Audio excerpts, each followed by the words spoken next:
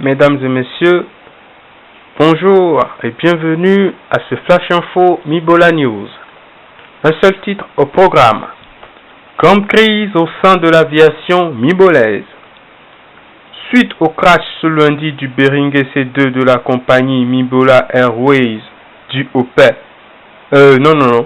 à l'explosion du missile du type Organum Anusis lancé par un individu cagoulé se faisant passer pour le commandant de bord, toutes les vendeuses, revendeuses, grossistes, demi-grossistes et de vente en détail de riz ariticole, communément appelé aïmonlou, commençaient une grève ce matin.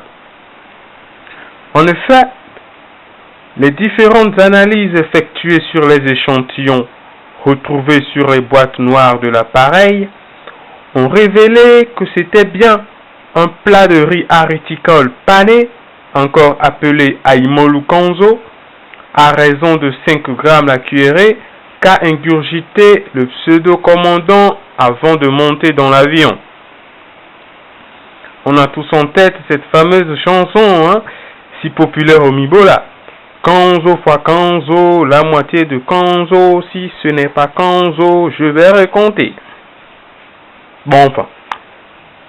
Les experts ont tenu à souligner que cette perte tragique n'était pas due à l'absence de pilote.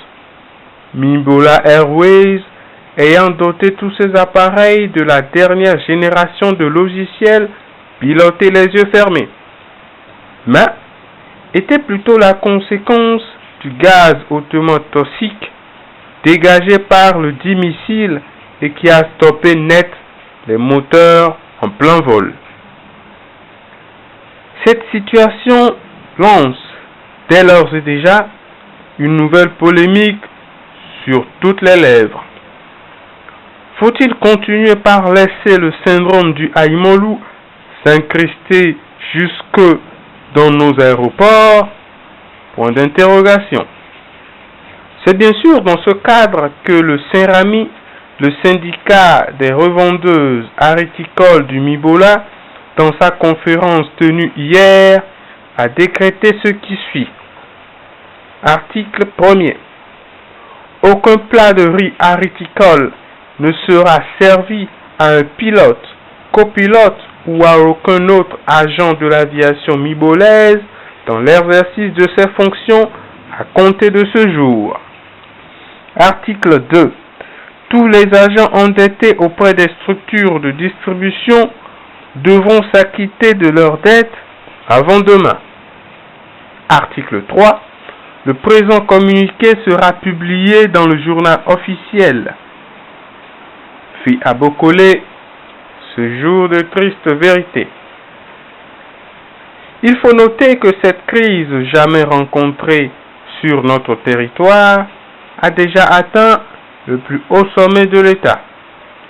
En effet, le président de la République s'est retrouvé ce matin à l'hôpital avec un bras et les 2 jambes fracturées en glissant sur un grain de haricot sur le tarmac de l'aéroport. Précisons que le chef de l'État était en partance pour régler une sérieuse crise diplomatique, le posant à sa petite amie. Nous vous rendons compte de la suite des événements dans nos prochaines éditions.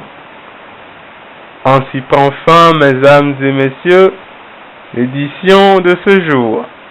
Merci de nous avoir suivis.